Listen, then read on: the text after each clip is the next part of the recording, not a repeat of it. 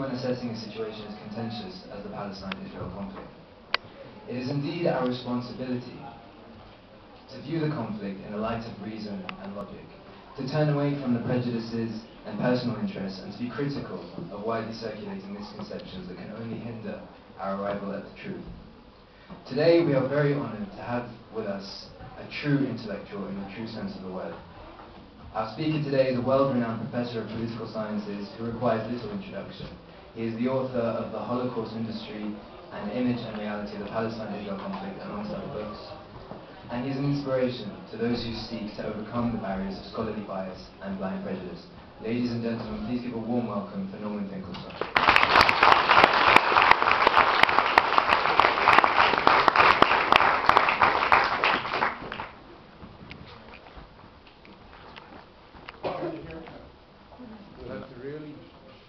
No, we have a microphone. We'll take a moment. Now we should be fine. Yeah. Right? Yeah. Okay.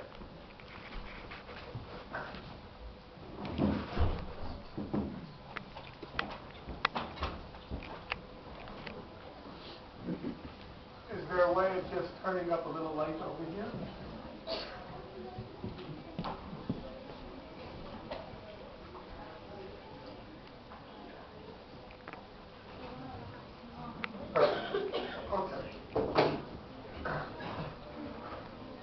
I asked to begin on time. I remember an old communist once said people shouldn't be punished for coming on time. So that's a good argument, but my main concern is I have a lot to say and I have to go to good enough college back to back with speaking here. So I sort of have to zoom out. And I want to have as much time with you as I can. So we'll just begin on time, and those who come can just fill in the seats in the back, hopefully. So if it's possible, those who are in the back just to move up, and that way there won't be too much commotion as people come in. Thank you.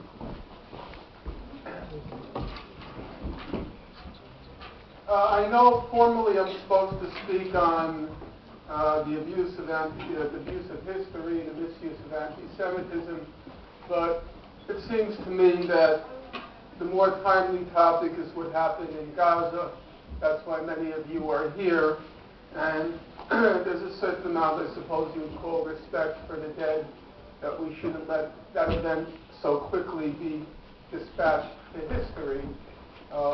And to keep it as current and as meaningful as possible. You can't bring back the dead, but you can still try to prevent future atrocities and also remember the dead. So that's what I want to speak about this evening. I'll probably go on a little bit over an hour, and hopefully we'll have time for interaction with you. First of all, just a simple question of terminology. Doesn't seem to me appropriate to describe what happened in Gaza as a war, or as the Israelis like to call it, an operation. If you look at the actual statistics of what happened, Israel flew about 3,000 missions over Gaza. All the planes returned safely, none were harmed, and none were downed. Israel avoided any major ground engagements because it was fearful of serious casualties, so there were only a limited number of significant clashes or engagements during those days in Gaza. Israel fought at night with special technologically sophisticated night equipment, which Hamas was not technologically capable of engaging. So basically, what happened in Gaza was fought by one side, the other side technologically being unable to return the fire. That's the basic picture, and then the statistics bear out what actually happened. About 13 to 1,400 Palestinians were killed. Between 1/4 and 1/3 were children. Between 300 and 400 were children. The kill ratio was about 100 to 1. By any normal reckoning, by any dictionary definition, that plainly is not a war. That plainly is a massacre.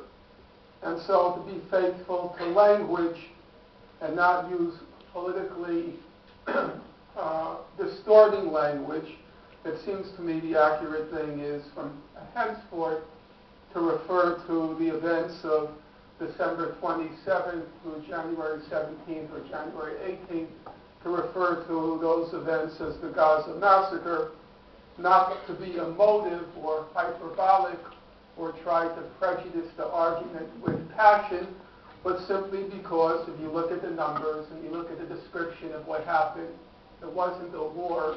I don't quite know what an operation is, but it clearly fits any reasonable definition of a massacre or a bloodbath or a slaughter. Israel officially justified the Gaza massacre. It said that it was acting in self-defense against Hamas rocket attacks. One second, I want to just adjust the microphone a little because I feel like I'm going in and out. Give me 1/2 moment. Is that better?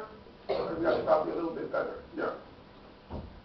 It officially justified the Gaza massacre on account of the Hamas rocket attacks. That explanation clearly lacks any credibility.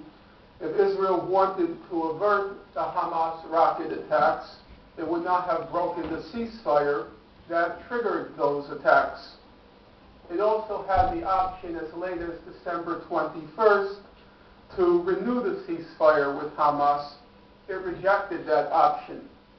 It also had the broader option, an option it's had for over 30 years, to resolve the conflict diplomatically, and in recent years, that diplomatic resolution, the possibility of one, includes Hamas, and that would have terminated all hostilities, armed hostilities. I'll return to all of those points a little later. For the moment, I want to just put the conflict or the massacre in the broader picture of what the human rights record looked like just before Israel launched its attack. Last week, the main Israeli human rights organization in the occupied territories, B'Tselem, issued its annual report on the human rights situation. And it found the following. It limited itself for the period January 1st to December 26th, leaving aside the Gaza massacre. So all the numbers I give you now do not include the figures that begin on December 27th. B'Tselem reported that Israeli security forces killed 455 Palestinians in 2008, of whom at least 175 were non-combatants. On the Israeli side, 21 civilians were killed and 10 combatants were killed. Thus, on the eve of the Gaza massacre, the kill ratio was about 15 to 1, 15 Palestinians killed for each Israeli killed, and if you limit yourself strictly to non-combatants, 9 Palestinian non-combatants were killed for each Israeli killed during 2008. If you now turn narrowly to the question of Gaza for the period 2008, Israel killed at least 158 non-combatants in Gaza in 2008, while 7 Israeli civilians were killed due to Palestinian rocket attacks. That doesn't include the ceasefire period, and there were no Israeli casualties. So for 2008, limiting ourselves strictly to Gaza, the ratio was 20 Palestinian civilians killed for every Israeli civilian killed. That's the casualties. But Israel had other human rights concerns.